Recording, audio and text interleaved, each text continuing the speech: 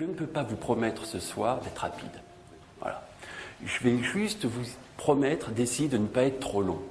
Parce que si on vous a proposé ce soir de vous réunir, c'est parce qu'on a, ma foi, pas mal de points à aborder avec vous sur cette ville qui nous tient à cœur.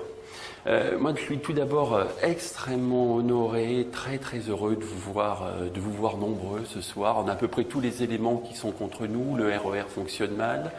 C'est un jeudi soir, moment de la semaine où on n'en peut plus. Pour se garer dans le quartier, c'est notoirement compliqué. Et en plus, il pleut. Si même le ciel se met contre nous. Et malgré tout, vous êtes nombreux ici. Ce soir, on me dit qu'on est près d'une centaine pour ces premiers vœux qu'on vous présente. Et moi, j'y vois un excellent signe. Ça veut dire que sur cette ville, mais je vais parler aussi au niveau du territoire de toute l'agglomération, puisque naturellement, maintenant, les problèmes se traitent également à ce niveau, mais il y a une flamme citoyenne. Ça veut dire que les gens, ils ont envie de s'impliquer dans la ville, ils ont envie de prendre leur destin au niveau local en main, et ils ont envie d'avancer. Et ça, c'est une excellente nouvelle. Véritablement, c'est une excellente nouvelle, et je veux vous remercier de témoigner ici, les uns les autres, dans votre diversité, de votre envie d'engagement dans la ville, que ce soit à nos côtés ou aux côtés des autres, peu importe. L'essentiel, c'est que nous ayons des citoyens qui ont envie d'avancer dans cette commune pour le bien commun. Voilà. Donc, merci de votre mobilisation. Ce que je veux vous dire aussi, c'est que je suis particulièrement heureux de vous présenter nos premiers vœux sous cette forme dans cette salle, la salle Saint-Exupéry. J'ai vraiment voulu que ça se passe ici, même si, je sais, c'est compliqué de se garer dans le quartier. Parce que cette salle, c'est un trait d'union. C'est le trait d'union entre, d'un côté, le quartier de la Forêt, les grands ensembles, etc. Et puis de l'autre côté, le centre-ville avec ses pavillons, avec une urbanisation plus facile. Et Montgeron, c'est ça. C'est pour ça que c'est important qu'on se retrouve ce soir dans cette salle. Montgeron, c'est la diversité. C'est la diversité des grands ensembles, et puis c'est la diversité de quartiers peut-être plus installés, avec des problématiques différentes. Et c'est ce qui rend cette ville extraordinairement difficile à gérer. Parce qu'il faut gérer cette diversité, bien évidemment. Alors j'en profite pour vous dire qu'il y a un livre qu'il faut lire absolument, qui est écrit par une Montgeronnaise qui s'appelle Margarita Perea, qui s'appelle Cité et pavillon, si mon souvenir est bon, et qui décrit justement la vie d'une famille montgeronnaise avec une histoire assez émouvante. Je suis en train de le lire, c'est mon livre de chevet, et qui illustre cette diversité. Et en fin de compte, c'est ce qui rend notre ville passionnante. C'est qu'elle n'a pas une seule couleur, elle n'a pas une seule approche. Il y a cette diversité à faire vivre. Et en nous réunissant ici, c'est un petit peu cela qu'on veut naturellement illustrer. J'aurai l'occasion dans mon propos de revenir là-dessus, mais je veux remercier les élus du conseil municipal qui ont décidé de répondre présent à notre invitation. Il y a plusieurs élus d'opposition qui sont présents, alors on connaît leur modestie légendaire, j'en vois deux là, il y en a une qui est là, voilà. On connaît leur modestie légendaire, donc je vais pas citer leur nom, mais ils sont déjà en train de faire coucou depuis le fond de la salle pour certains d'entre eux. Et moi, je vois comme un signe extrêmement positif que des élus de tendances très diverses, je crois qu'on peut le dire, sans se mentir, que des élus de tendances très diverses se disent qu'à cette occasion, et il y en aura d'autres, ils ont envie de se regrouper, ils ont envie de participer, parce que nous avons tous un constat commun, c'est que cette ville, pour la faire progresser, il va falloir savoir dépasser les clivages partisans. Parce que naturellement, ça va bien au-delà d'une simple approche politique adossée à un parti. Donc je salue la présence de ces différents élus, je les en remercie. Et vous pourriez arriver à ce stade me dire, mais en fin de compte, qu'est-ce qui vous prend au bout de 3 à 4 ans de mandat, puisqu'on a été élu il y a 3 ans et demi. Je me suis engagé dans la ville avec Stéphanie, le groupe Une Alternative pour Montgeron, il y a de cela 4-5 ans. Les opérations se sont lancées à ce moment-là. Qu'est-ce qui vous prend au bout de tout ce temps d'enfin vous décider à solennellement, enfin on va enlever le solennellement si vous voulez bien, nous présenter vos vœux pour la nouvelle année? Pour essentiellement 2 raisons. La première raison, c'est tout bête, ça nous fait plaisir. Voilà, ça nous fait plaisir de vous voir. Ça nous fait plaisir de vous dire bonne année. Ça nous fait plaisir et ça me fait extrêmement plaisir de vous souhaiter pour 2018 une année la plus équilibrée possible, la plus belle possible. Niveau personnel, professionnel, politique, on en parlera un peu plus tard. Que pour les vôtres, ça se passe bien. Que si vous êtes en situation de rencontrer des difficultés, ça se passe bien également. Que vous puissiez les surmonter. Je vous souhaite vraiment une année 2018 du tonnerre. Une année qui vous permette d'avancer, de progresser avec tous ceux que vous aimez. Voilà. C'est la première raison pour laquelle ce soir on se réunit.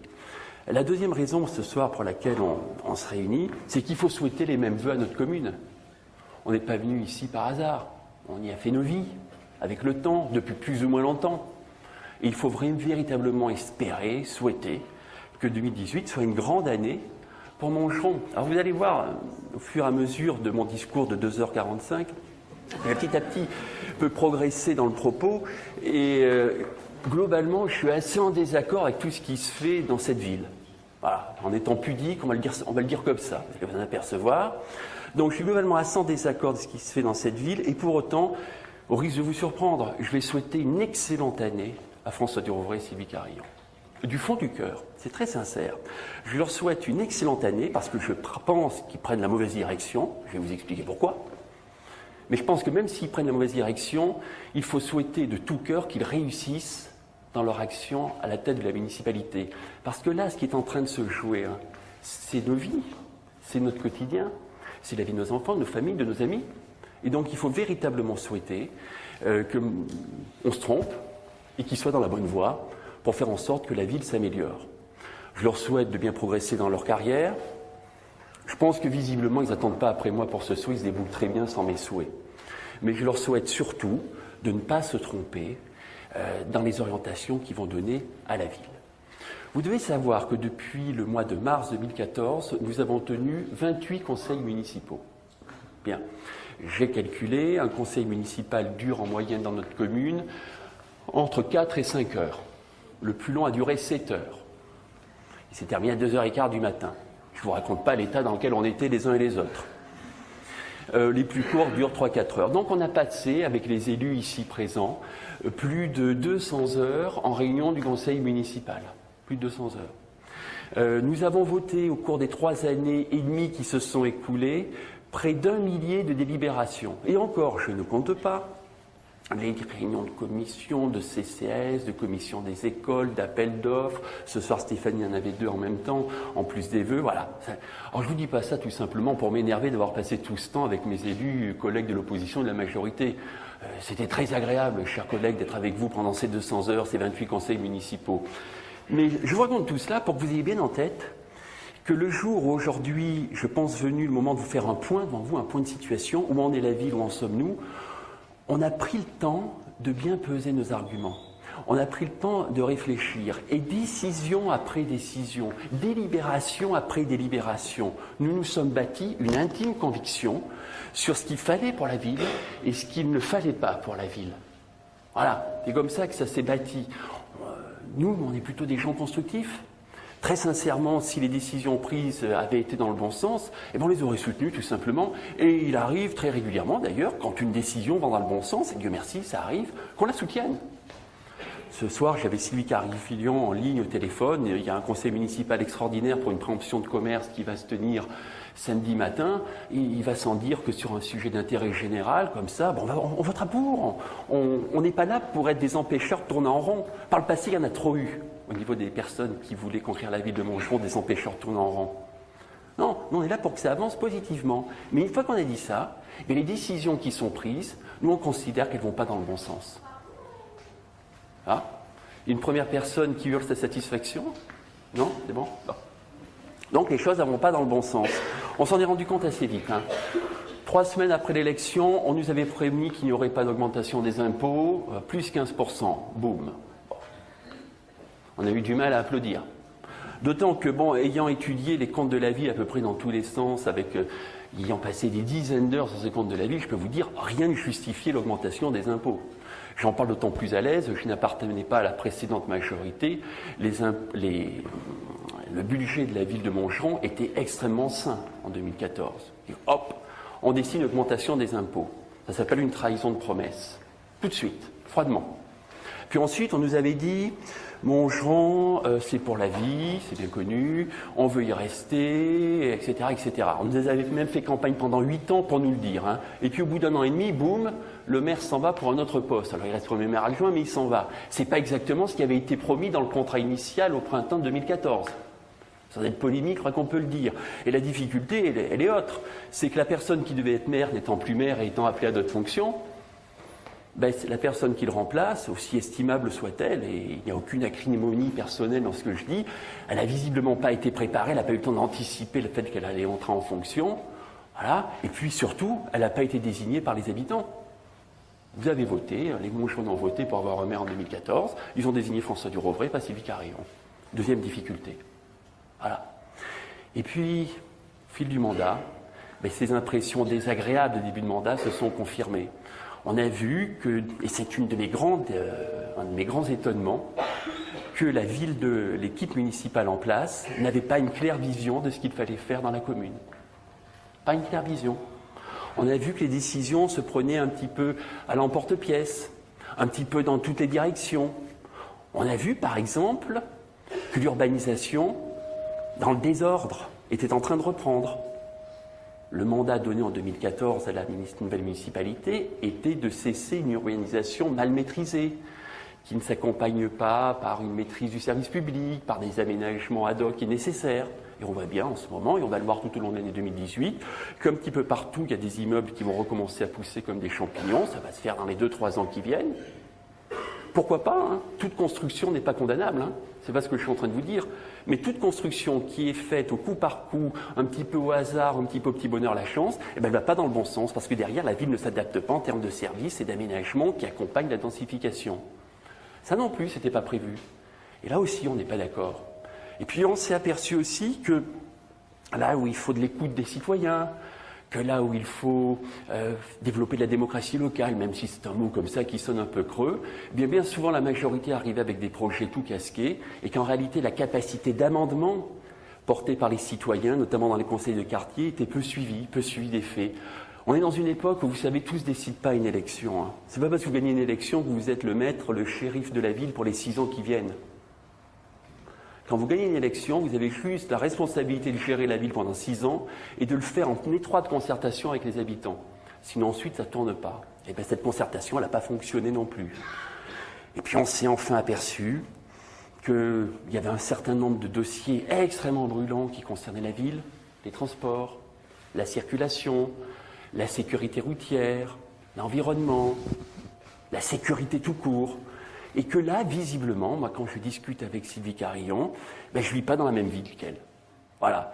On me dit qu'il n'y a pas de problème de sécurité. Il y a de cela 3 mois, la ville, en centre-ville, a été victime de scènes d'une violence extrême suite à des incidents gravissimes à la sortie du lycée. Madame le maire me dit, ce sont des gamineries. Non, ce ne sont pas des gamineries, c'est un problème d'ordre public.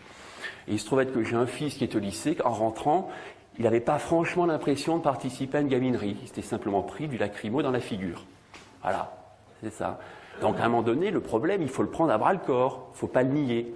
Or, bien souvent, on voit que cette municipalité projette loin dans le temps la résolution des problèmes, la sécurité, les transports. On nous promet un RERD qui fonctionne dans une dizaine d'années. Où sera-t-on dans 10 ans? Moi, j'en sais rien. Dans 10 ans. Vous vous rendez compte? Mais en 2014, le problème, c'est qu'on nous avait dit qu'on allait voir ce qu'on allait voir, que ça allait vite se régler. On nous promet une fibre pour bientôt, tout de suite. En 2014, ça devait être réglé dans les 6 mois.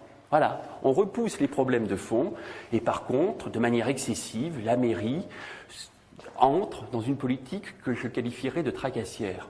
Voilà. Quand on ne règle pas les problèmes du RER, quand on ne règle pas vraiment les problèmes de sécurité, quand on n'a pas une vision claire d'urbanisme, eh bien par contre, on prend le temps d'embêter les habitants parce qu'ils ont une haie trop haute, parce qu'ils ont une couleur de portail pas clean, parce qu'ils ont un volet roulant. Alors, j'ai jamais rien compris au volet roulant. Hein. Enfin, si quelqu'un peut m'expliquer pendant le pot. Hein. Enfin, en fonction du volet roulant, quoi, votre vie va devenir un enfer à Mongeron, ou va devenir extrêmement tranquille. Voilà. Ça s'appelle embêter les habitants plutôt que d'améliorer leur vie. Et je ne parle pas des commerçants à qui on envoie des lettres recommandées pour leur dire que leur enseigne elle est 5 cm trop grande et qui, bien souvent, dans ce type de situation, préfèrent dire stop, hein, puisque c'est devenu compliqué, moi je ferme. 15 commerces fermés en 3 ans, le long de l'avenue de la République. Pas du seul fait de la municipalité, mais probablement du fait de tracasseries qui leur ont compliqué la vie. Je pourrais, et j'en conclurai par là, vous parler aussi, par exemple, de l'évolution du service public des écoles. Notamment, vous savez, à Montgeron, hein, quand même, les écoles, ça commence à la maternelle, ça finit au bac+2. Et qui sait, service public des écoles, au fil des années, considérablement dégradé. Et voilà, à ce point, je pourrais en parler des heures, vous vous en doutez, rassurez-vous, je ne vous en parlerai pas des heures. Ils montrent tout simplement qu'au fur et à mesure, à Montgeron, par rapport à une promesse qui était très forte en 2014, il y avait une vraie attente des habitants en 2014 pour qu'une nouvelle équipe fasse progresser les choses, elle n'est pas à la hauteur de ce qui nous a été promis pendant 8 ans d'opposition avant 2014. Voilà. Et nous, c'est ce qui nous a amené, même si on est constructif, même si on veut être bienveillant, même si on veut être ouvert, même s'il ne faut pas faire de politique politicienne, on est amené à constater qu'on est dans une opposition frontale par rapport à des orientations qui, globalement, il peut y avoir ponctuellement des bonnes choses, mais qui, globalement, ne nous correspondent pas. Voilà. Alors, une fois qu'on a dressé ce constat, vous pourriez dire, il est bien comme tous les autres, hein, il critique, mais c'est pas si facile que ça de gérer une commune. Et c'est vrai. C'est vrai. Moi, vous ne m'entendrez jamais vous dire, en 2020, si nous arrivons aux affaires, c'est le paradis sur Terre. Vous êtes maire d'une commune, vous êtes maire adjoint d'une commune, il y a des anciens élus dans la salle, hein, ils pourront témoigner, hein, vous êtes confronté à des difficultés extrêmement solides à gérer.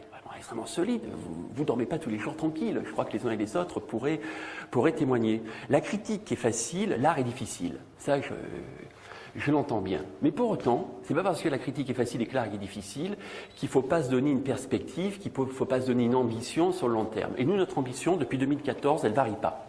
Nous, ce qu'on veut pour Montchamp, c'est très clair. Et ce qu'on veut pour Montchamp, on le veut également au niveau du territoire, parce que c'est naturellement au niveau de l'agglomération que tout se réglemera également. Ce qu'on veut pour Montchamp, c'est bête à dire, c'est que ce soit une vraie ville. Une vraie ville. Pas une cité dortoir coupée du reste de la région parisienne dans un territoire qui se ghettoise petit à petit parce qu'il se met à l'écart des grands flux. Une ville où l'on vit, bien sûr. Une ville où le cadre de vie est agréable. Moi, je ne critique pas lorsque Mme Carillon est un peu obsédée de toutes les questions de décoration. Elle a raison, c'est important le cadre de vie. Je partage complètement. Mais il n'y a pas que la déco. Il n'y a pas que la déco. Dans une maison, il y a des agents immobiliers dans la salle, hein, dans une maison, il faut que le papier peint soit pas mal, etc. Mais il faut que les fondations soient solides. Mais on n'en est pas là. On n'en est pas là parce que pour être une vraie ville, Montchamp, ça doit être une ville où on habite, certes, où on habite agréablement, certes, mais c'est aussi une ville où on doit pouvoir apprendre, suivre une formation, rappelons quand même, hein, de la maternelle au bac+2, au BTS. C'est également une ville où on doit pouvoir se distraire, faire du sport, avoir accès à une offre culturelle de qualité. C'est une ville aussi où on doit être en position de consommer, avec des commerces, où on a envie d'aller faire tourner le commerce local. Et puis c'est une ville aussi où on doit pouvoir travailler. Parce que c'est bien gentil tous les matins d'être tous dans une transhumance qui nous amène à l'autre côté de la région parisienne, mais on voit bien que le système est à bout de souffle. Tout le monde le sait. Or, il faut donc développer le télétravail. Il faut développer aussi l'installation d'entreprises. C'est ça une vraie ville.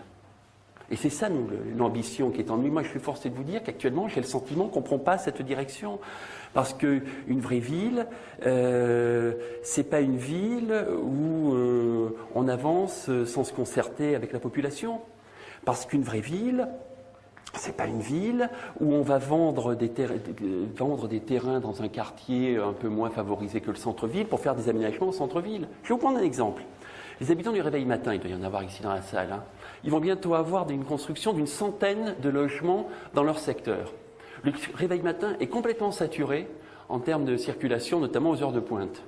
100 logements de plus, aucune étude d'impact sur les écoles, aucune étude d'impact sur la circulation, 100 logements de plus. Est-ce que vous savez pourquoi il y a 100 logements de plus qui vont se monter au Réveil Matin? C'est pas un quiz, rassurez-vous. Hein, là, c'est pas... Non, mais moi je vais vous le dire. Parce qu'il faut vendre des terrains au Réveil Matin. On vend pour plus de 2 millions d'euros de terrains au Réveil Matin pour financer les trottoirs d'une petite partie de l'avenue de la République. Voilà. Et bien ça, c'est pas une gestion équilibrée d'une ville. Dans une vraie ville, on doit traiter de manière équivalente les différents quartiers. Sinon, ça ne tourne pas. Dans une vraie ville, on met la priorité sur le combat pour la fibre. Dans une vraie ville, on met la priorité dans le combat pour l'environnement. Dans une vraie ville, on met toute la force pour faire venir de nouveaux commerces, par exemple, plutôt que de vouloir à tout crin assurer une décoration qu'on considère de bonne aloi. Je vais vous donner un autre exemple, pour montrer que je n'ai rien contre les habitants du centre-ville. D'ailleurs, centre-ville, ou par parenthèse, j'habite moi-même à titre personnel. Vous prenez la propriété Majo, en plein cœur du centre-ville. Magnifique propriété, il faut naturellement la préserver. Hein. Excellent réflexe. Le problème, c'est que sous prétexte de préserver la propriété Majo, on est en train de construire un ensemble immobilier de 130 logements derrière.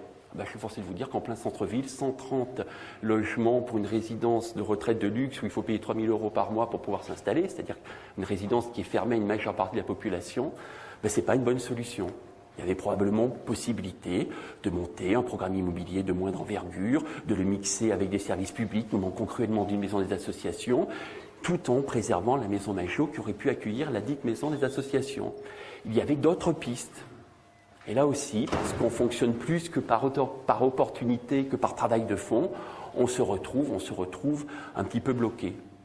Dans une vraie ville, demain, il faudra aussi qu'on soit capable de développer enfin le service public des écoles. Depuis que je suis élu, il ne s'est pas passé un mois sans qu'un enseignant, un parent d'élève, j'allais dire les élèves, peut-être pas encore quand même, viennent se plaindre pour me dire la qualité du service public, notamment dans les écoles maternelles et primaires, se dégrade dans la ville. Est-ce que vous pensez que c'est ça une vraie ville? Une ville où le service public scolaire n'est pas assuré? Bien sûr que non.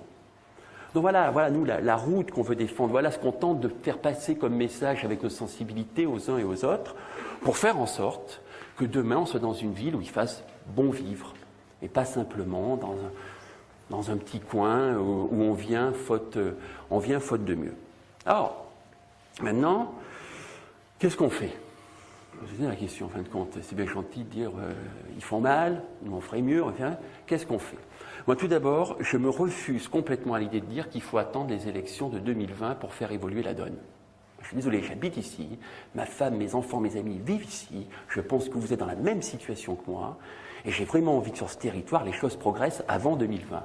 Donc, et c'est pour cela que je trouve très positif que vous soyez tous là ce soir, il va falloir qu'on arrive à peser sur les décisions qui vont se prendre au cours de l'année 2018. Il ne faut pas les laisser faire sur tout. Quand ils veulent planter un commerce pour le sauver, il faut les soutenir, bien évidemment. Mais quand ils prennent la mauvaise voie, il faut s'opposer, il faut amender les projets, et nous en sommes collectivement capables. En 2017, par exemple, il y a à peu près un an, la décision commençait à se prendre de dire il faut fermer le centre de restauration, la cuisine centrale de la Roseraie, etc. La Roseraie, c'est la cuisine centrale qui prépare les repas de tous les commerces, pas tous les commerces, pardon, de toutes les écoles de la ville, ainsi que pour les personnes retraitées de la Maison de l'Amitié. C'est quelque chose qui est très ancré dans la culture de Montgeron. Ça a été une des premières à être montée. Et sincèrement, à l'époque, l'idée, elle était assez simple. On va fermer la Roseraie, on va probablement sous-traiter à une structure privée, et puis on a abandonné un petit peu, sous prétexte de vétusté de la Roseraie, un élément très emblématique de la commune. Eh bien, les habitants se sont opposés à cette mesure qui n'allait pas dans le bon sens.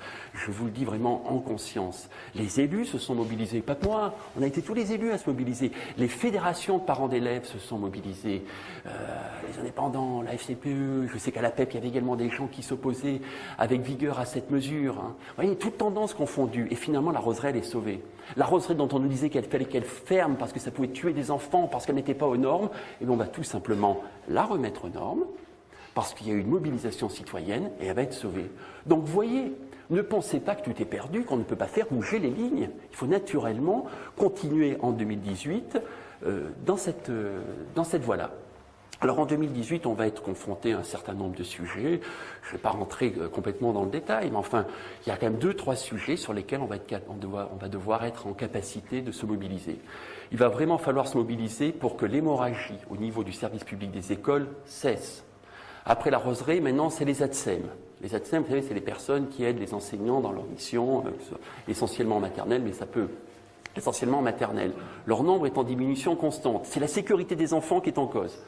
Il vaut mieux avoir, on le comprend bien intuitivement, 2 personnels adultes dans une école où il y a des petits-enfants qu'un seul. Bien. Eh bien, il faut qu'on se mobilise pour que les ATSEM ne diminuent pas en nombre et pour que la qualité du service apporté aux familles et aux enfants se maintienne. Ça, c'est important. Vraiment très important. Il va falloir qu'on se mobilise aussi pour lutter contre toutes les petites dépenses du quotidien. On n'arrête pas de nous dire on fait des économies à Montgeron. Moi, je suis quand même heureux de vous dire, j'ai les budgets sur jamais la ville de Montgeron n'a autant dépensé. C'est plus de 30 millions d'euros. C'est de la folie. Ou à moi, c'est de la folie. Les dépenses augmentent de partout. Il y a certains endroits qui sont sacrifiés, mais d'autres, notamment tout ce qui aboutit à des dépenses de décoration, qui sont fortement développés. Et jamais la ville de Montgeron n'a autant dépensé. Plus de 30 millions d'euros, je vous le répète. C'est quasiment un record par rapport à toute la longue lignée de mer que nous avons depuis que la République existe. Voilà, on en est là. Et bien là-dessus, il faut intervenir. Vous voulez un exemple concret? Moi, je vais vous parler du monument aux morts. Le monument aux morts, il va être dépassé. Dépassé, non. On aimerait bien, parce que ça signifierait qu'on a dépassé les époques guerrières. Mais il va être déplacé. Pourquoi? Pour que l'avenue de la République soit plus belle. Dont acte. Moi, je pense qu'on peut déplacer un monument aux morts. C'est ma conviction personnelle. Il faut le faire avec beaucoup de respect par rapport au devoir de mémoire, mais on peut le faire. Il faut le faire uniquement si c'est très nécessaire. Il faut juste admettre que lorsqu'on déplace un monument aux morts, eh bien, on peut heurter des personnes, parce qu'il y a le devoir de mémoire, il y a tout cela. Bon, ça va se faire. Pour que l'avenue de la République soit plus belle. Moi, j'ai posé une question simple avec Stéphanie, avec d'autres membres. Ça coûte combien de déplacer ce monument aux morts? Alors, je peux vous dire, ça coûte une blinde, parce que j'ai un ami qui est maire en province. Il se trouve être que c'est une œuvre d'art, très reconnue d'ailleurs, le monument aux morts. Et il va falloir le déplacer en préservant véritablement l'ensemble. Il va falloir le replacer avec une perspective qui respecte bien la volonté de l'artiste. Il y en a pour plus de 100 000 € d'évidence. Ben, c'est peut-être même un peu plus, mais moi je suis quelqu'un de modéré. Hein. Ouais. Au final, est-ce que c'est pas le genre de petites dépenses qu'on peut s'éviter, même pour que ce soit un poil plus beau, si ça permet de préserver le service public des écoles, par exemple? Voilà. C'est les petites dépenses sur lesquelles il faut qu'on lutte. Il y a un dernier point sur lequel je vais m'attarder sur 2018, où à mon avis, il va falloir qu'il y ait une vraie mobilisation citoyenne, c'est sur les travaux de l'avenue de la République. Hein. Alors entendons-nous bien, hein, que l'avenue de la République soit plus belle. Est-ce qu'il y a quelqu'un dans la salle qui se lève et se fasse connaître tout de suite, qui veut que l'avenue de la République soit moins belle? Vous avez le droit. Allez-y sans crainte. Là-bas? Non? Personne.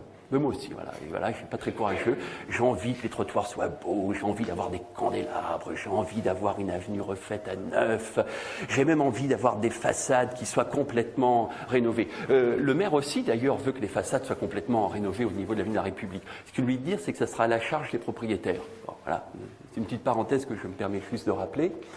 Oui, il faut naturellement embellir l'avenue de la République, mais la décoration n'est pas tout sur cette terre et dans cette ville. Si on embellit, si on met plus de 5 millions d'euros minimum sur l'avenue de la République, c'est surtout pour que sa fonction urbaine soit respectée. C'est-à-dire qu'il y ait des commerces qui s'y maintiennent. C'est-à-dire qu'on puisse y circuler, sans risquer la mort à chaque tour de roue. On n'en est pas là, je vous le garantis, mais enfin bon, malgré tout. Or, moi, je suis extrêmement inquiet. On s'apprête à mettre 5 millions d'euros pour refaire la voirie et les trottoirs. On nous explique que quand c'est le département qui finance, une partie qui est financée par le département, c'est pas grave. Je vous rappelle juste que c'est vous qui payez avec l'augmentation d'impôts d'ailleurs qui a été décidée au niveau du département. Et la question reste entière, est-ce que ce sera une avenue où il y aura encore des commerçants? Est-ce que ce sera une avenue où il sera possible de circuler? Alors je l'ai pas prise avec moi parce que ma femme l'a jetée à la poubelle l'autre jour. Elle est comme ça, ma femme, de temps en temps. Il y a une petite carte postale qui a été édité par la mairie, qui montre l'avenue de la République après les travaux. C'est merveilleux. Vraiment, c'est très agréable. Une belle avenue, spacieuse, ici ou là, des petits pots en plastique qui accueillent des arbres. Vraiment, c'est très bien. On voit une femme que j'imagine assez jolie. Elle est plutôt de dos, mais elle a plutôt de l'allure, elle a une belle silhouette, elle est sur son vélo, elle avance, devant une rue totalement vide de voitures. Mais franchement, il nous tarde d'y être dans cette avenue de la République avec cette jolie femme en train de remonter l'avenue sans voiture pour nous embêter. Le seul problème, c'est que ça s'appelle de la propagande, parce que l'avenue de la République, il n'y aura pas d'aménagement pour les vélos. Donc la jolie fille avec le vélo, elle va plutôt passer par la pelouse, parce qu'avenue de la République, elle prendra un risque majeur en termes de circulation, point 1. Et surtout avenue de la République, aux heures de pointe. Hein. Mais croyez-moi, ça sera bourré de voitures. Parce qu'en enlevant 60 cm de largeur des deux côtés, on comprend bien intuitivement que lorsqu'il y aura des bus, quand il y aura des voitures à la sortie des écoles et des commerces, ça circulera difficilement. Voilà. Et bien sûr, ce projet, là encore, il ne s'agit pas de dire non à tout, mais il faut que les citoyens pèsent pour qu'ils soient entendus par la municipalité, et pour faire en sorte que ce projet s'améliore. C'est notre devoir citoyen. Donc voilà, moi je nous souhaite en 2018 une année d'engagement citoyen extrêmement forte. Nous, en tant qu'élus, les uns les autres, Martine, Christophe, Pierrette, Aude, etc., même des élus de la majorité, j'en suis persuadé, on peut se battre, on peut pousser les idées. Mais si les citoyens derrière ne relaient pas, à quoi arriverons-nous? À rien. Donc on a vraiment besoin de votre mobilisation pour que 2018 ne soit pas une année perdue. Ce qui m'amène, gravement, calmement, à 2020. Qu'est-ce qui se passe en 2020? Élection municipale. Bien. Moi, je pense sincèrement que les intuitions de cette équipe ne sont pas les bonnes. Elle a le droit de les avoir. je dis simplement que je ne les partage pas et qu'on a un certain nombre à ne pas les partager, ne sont pas les bonnes, et qu'avec ce qu'elle fait, on ne va pas véritablement vers une vraie ville. Une vraie. Bon. Il va falloir préparer l'alternance. Hein? Il faut qu'on pousse une offre vers les Montgerenais pour préparer cette alternance. C'est absolument essentiel. Alors, je ne suis pas en train de vous dire qu'on va essayer de faire passer la ville dans un camp politique. Hein, pas ça. Je ne suis pas en train de vous dire qu'on va faire de la politique politicienne pour tenter de s'emparer de la ville. Montgeron a vraiment suffisamment souffert d'être l'objet de convoitises politiques des grands partis, sincèrement. Hein. Vraiment suffisamment. Hein. On a vu ce que ça donnait, les parachutages. On a vu ce que ça donnait, les plans de carrière. Non, le sujet, il n'est pas là. Moi, je vous propose absolument pas qu'on parte à la conquête pour battre un camp qui serait républicain. Il va falloir rassembler toutes les énergies, il va falloir rassembler toutes les sensibilités. Moi, ma sensibilité, elle est connue, hein, j'en ai fait état publiquement. Je vais vous faire un aveu alternatif pour Montgeron.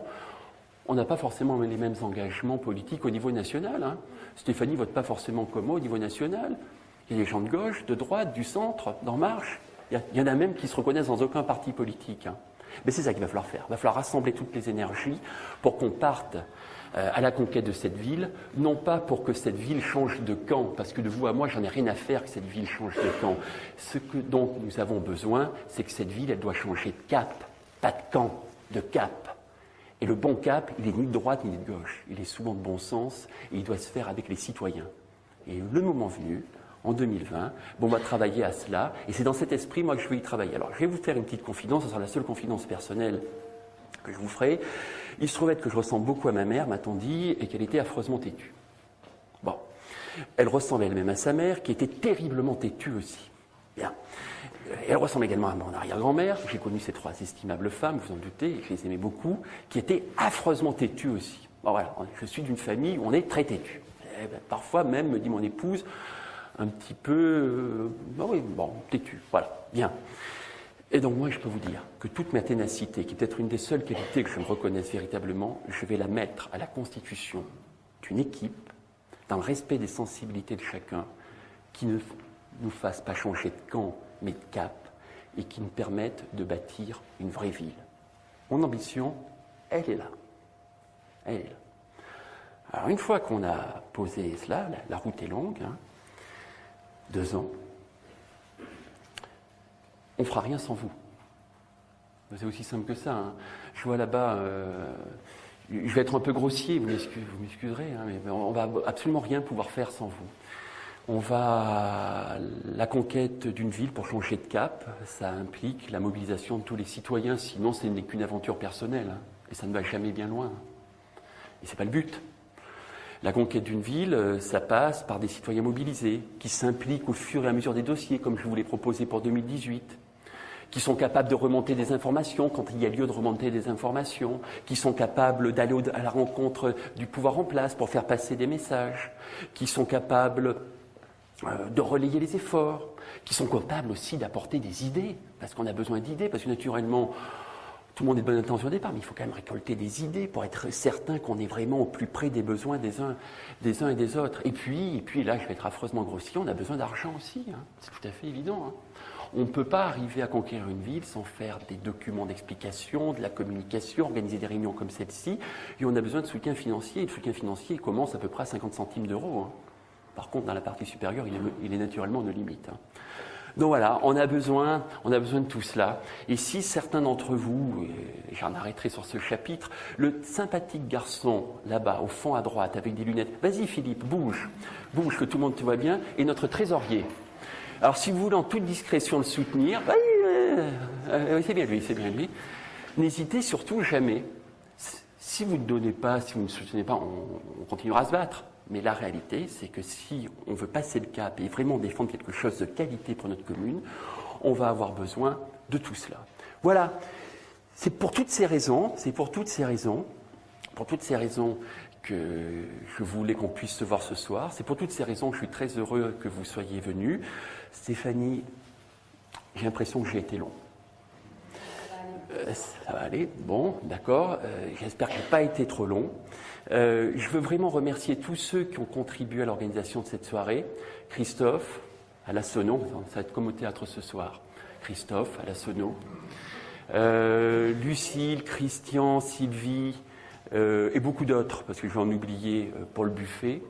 Dinesh à la coordination, Nicolas à la vidéo, les costumes, enfin pour moi ils sont de ma femme, puisque c'est elle qui me conseille, le texte il est d'Alternative pour Mongeron, et si j'étais mauvaise langue, et vous savez que c'est un défaut que je n'ai pas, je dirais que la décoration, elle est notre super décoratrice Sylvie Carillon. Voilà. Merci de votre écoute, merci d'être venu, j'espère qu'on va pouvoir continuer la discussion autour du verre de l'amitié, et puisqu'il faut conclure de manière un peu virile, je vous dirais simplement vive Mongeron, vive la République, vive la France, et surtout vive la vie. Merci. Comment ? Et bonne année. Et il y a une personne qui me dit de ne pas oublier de vous re-souhaiter bonne année. Donc je m'engage à vous embrasser tous lors du pot de l'amitié. Merci d'être venus, à bientôt.